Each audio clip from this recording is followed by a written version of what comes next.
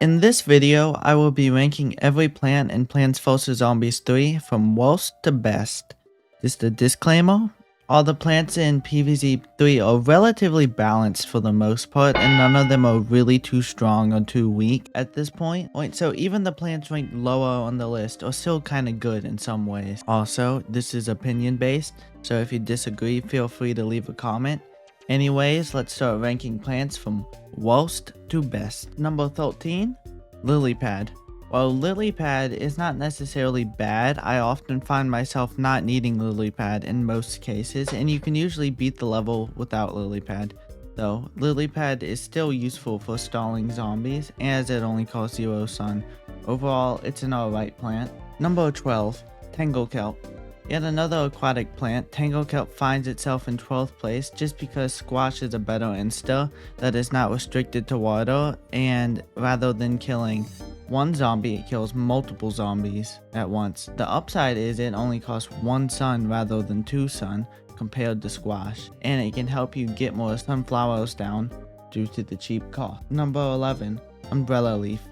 Umbrella Leaf can be very useful for stopping those zombies from swinging into the lawn and stopping the bolo zombie bowling balls, but it falls a bit short because it has limited uses and is pretty easily eaten due to how it is used. But overall, Umbrella Leaf can come in handy and is not too big of an investment for the cost of only 2 sun. Ranking at number 10, Snow Pea.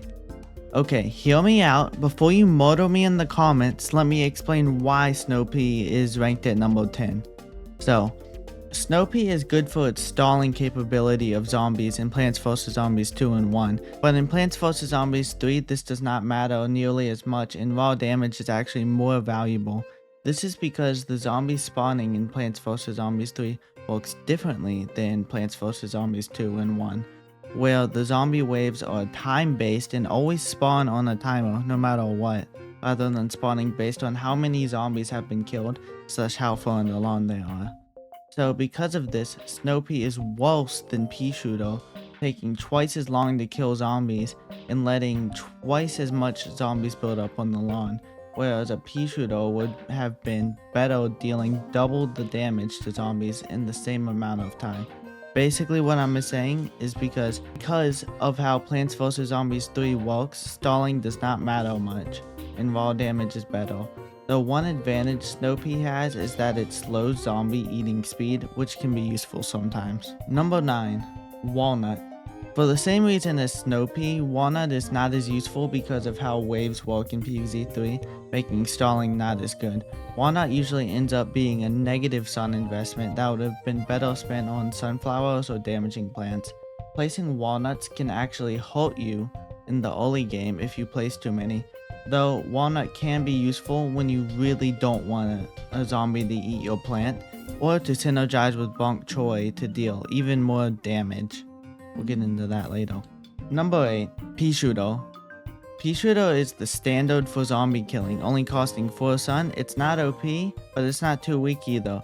It can handle zombies okay, but you might need some more Pea Shooters to handle multiple zombies. Overall, it's like balanced. It is the balanced plant. Number 7, Cabbage Pole. Cabbage Pole is very similar to Pea Shooter as far as time to kill goes, but it's slightly better because it can hit the flying pigeons and can shoot over elevation, whereas Pea Shooter would have been blocked, giving Cabbage a slight edge over Pea Shooter and placing it number 7. Number 6, Squash. Squash is just great for 2 sun. Squash will squash the zombies in 1 tile, even bucket heads. Squash is usually better to use than a walnut when you have the option, because damage and taking out the zombies is better than just stalling them and then having the walnut get eaten. Number 5, Bamboo Shoot. Bamboo Shoot deals heavy damage at a slow fire rate, insta-killing imps, and 2-shotting basic zombies. Bamboo also deals splash damage, dealing half the initial impact damage, and on top of all that, Bamboo Shoot also knocks zombies back a little and only costs 4 sun, which is the same as Pea Shooter even though it's clearly stronger. Number 4, Lightning Reed. Hitting up to 4 zombies at a time, Lightning Reed is very effective at taking out groups of zombies, especially once you start getting a couple of Lightning Reeds down. The lightning will chain effect on the zombies, having them all get hit multiple times, making lightning raid exceptionally better against groups of zombies, shredding their health down. The only drawback is lightning raid falls short on the single target damage and needs multiple zombies in order to maximize its damage. But overall, lightning raid is really strong. Number 3. Sunflowers. Of course the sunflower is high on the list, you can't play the game without it. You need sun to plant your plants. Sunflower is amazing and should not be planted all the way in the back because you should put your shooters in the back. Moving on to number 2. Bonk Choy.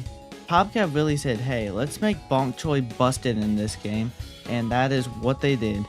Bonk Choy rapidly punches zombies, dealing very high DPS at a close range, has a little more health than your average plant, and can defeat up to a cone head without support. But it is recommended to put a Walnut in front of a Bonk Choy to protect him so Bonkos can deal the most damage possible and uppercut the zombies out of existence. And now we move on to number 1, the definition of power creep, literally the first update. Sunroom. It's basically like if you took a sunflower and gave it mushrooms. Sunroom only costs 1 sun compared to sunflower, that's half. And it produces 1 to 2 sun. 1 sun when you first plant it, and 2 sun after some time. Even if Sunroom only ever produced 1 sun, it is still twice as good as sunflower, only costing half the sun to get down, allowing for a faster snowball for your economy. Sunroom is just OP. Best plant. Anyways, thank you for watching. Let me know what you think below, and subscribe. Oh, this is awkward. We're not quite at 8 minutes yet, so enjoy fluffing the duck so I can get to 8 minutes.